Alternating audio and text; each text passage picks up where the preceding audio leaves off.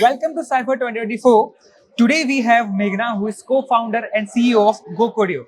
So, hi Meghna, how are you doing today? I'm doing great. How are you? I'm doing great.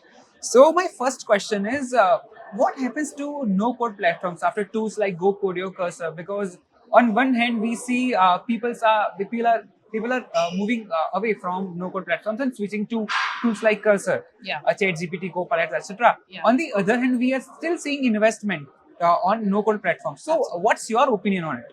So, if you ask me about the way it is going to be transformed, I think they'll have to kind of mix, right? The no code platforms, along with AI powered coding, they have to kind of convolute, and they'll have to go about operating in a way where a developer is going to be the strategist, whereas they are empowering the developer to build out great products. So, that is something that I believe that everything will converge and become one solution, which is going to be like an AI-powered no-code solution for developers to build great products. Understood. You mentioned vetting methodology, right? Yeah. For a bug-free code. Yeah. So, can you explain in a simple term what is it and why it is so important for any AI coding tool? Any result that is out of an AI has to be vetted, right? Yeah. When I say vetting methodologies, we need to ensure that they are ethical, they are responsible, and even these codes that are generated from an AI model, they need to be checked through and throughout for any kind of errors and bugs as well, right? So there needs to be a methodology where the entire outputs that are derived out of a code assistant or a coding AI copilot, they need to be vetted from a third eye perspective, not from the same model, but from a different model altogether, which brings in a different perspective altogether, right? So that is why principles of audits kind of become very important, where anybody who is writing the code do not vet the code, but somebody else from a third eye perspective go about checking the code for any malicious code or maybe any of these errors. Understood. So I know you'll be asking this question. You'll be asked this question multiple times that how this tool is better than Cursor, and you must be aware of the competition. Like everyone is building AI coding tool based on any open source model, or they build something from scratch as well, right? So how you see how you find this my product is better than available products? The very first thing that I would want to highlight is niche specific products are going to win the market, Okay. right? We have like a lot of products that are horizontal in nature, trying to target coding, testing, your documentation, your every single workflow of a particular developer. But developers are not really happy about it, right? They want something that can bring in highest amount of accuracy. Huh? They can go about using multiple tools. They have been using multiple tools. Developers are open to using a lot of tools, right? Yeah. But if it is not very accurate, if it is not making sense, they wouldn't adopt it. So that is something that we have seen as a trend shift, right? Like everybody went with the hype of all of these co-pilots, Yeah. the horizontal platforms. Correct. But then now it is slightly coming down. The adoption rate is coming down because niche specific high accuracy models are taking a huge jump. Okay. Because that's where the true value add is. And I believe with more and more AI models becoming super specialized in one specific task, and of course the SLMs as well, right? LLMs are definitely there, but SLMs are also taking huge shape.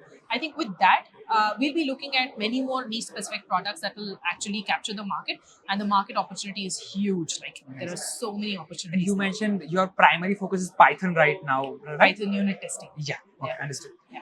I personally believe that we are in the midst of making more prompt engineers out of software engineers. Yeah. Because eventually, few years after this, so they will try to get code output as fine tuned as possible using a prompt Right. rather than thinking about it. Right. So, what do you think about it? Like where we are, where we'll go in future? The future is amazing. I mean, if you ask me on the developer's standpoint, prompt engineers are going to take up a huge chunk of the development activities. But having said that, the existing developers who might not be very well versed with prompting as well, they can also become a very good asset to the development community as a whole. The reason why I'm saying that is because they'll become strategists. They'll be innovative thinkers, right? Yeah. They can come up with different product ideologies that can be keyed in from a prompt engineer to the AI. prompt engineer can communicate between an innovator and the AI. He can also be an innovator himself. But Correct. having said that, we need great innovators who can come up with great ideas. Yeah. So that's where the creativity kind of kicks in. That's where the developers who come with a lot of creative capabilities can grow to a very significant level, is what I believe.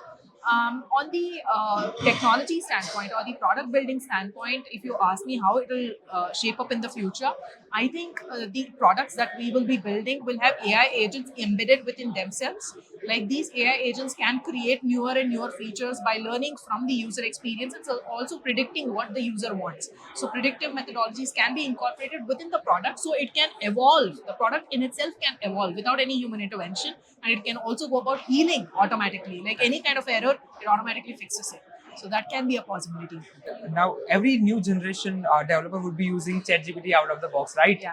And I feel like we will be losing some kind of imagination in this path. So how do you think how the future engineers would look like? Would they have the same degree of imagination, same thinking, or it will revolve around ChatGPT and how to get most fine-tuned answer out of it? That is where it ends. A very difficult question to answer. I mean, um, it can be different from one person to another, right? Somebody might be using ChatGPT or any of the AI models as is, like whatever output I get out of AI, I go about incorporating it in my day-to-day life. That can be one way of doing it. But other people who I have interacted with, they are very well versed with respect to the kind of results that they want to derive out of the AI. So they go about to an extent where they create a thought process, a chain of thought, and that is what they use as a prompt, right? So the chain of thought in itself has to be created by the human mind, and only then the AI can go about enabling that development, right? So I think there can be two different sets of people for generic results, like your natural language results. Yeah. Maybe I want to post something on a social media platform. Can you give me something for the day? That can be done directly. Correct. Whereas product building experience or maybe like developing core infrastructure at an organization, all of this will require chain of thought methodologies and a lot of deeper insights on what exactly has to be derived out of AI. So that's where I think the distinguish is. Right. Yeah. Last question. So how's your experience with Cypher 2024 so far? I mean, this is one of the best events that I've attended so far on the AI side of things. The organizing committee has taken so much effort to kind of make it so seamless. And the people over here, they are curious, they are open to learning, they're open to sharing, and the ecosystem is so well managed, I believe. I have taken so much insights today. I have learned so much today, so absolutely loving it. Okay, thank you. Thank you so much, Meghna, for being with us. No Have a great problem, madam. You too.